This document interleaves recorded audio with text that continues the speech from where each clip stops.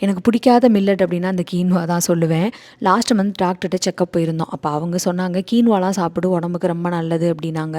நான் சொன்னேன், "இல்லை டாக்டர், எனக்கு பிடிக்காது, நான் சாப்பிட மாட்டேன்" அப்படின்னு.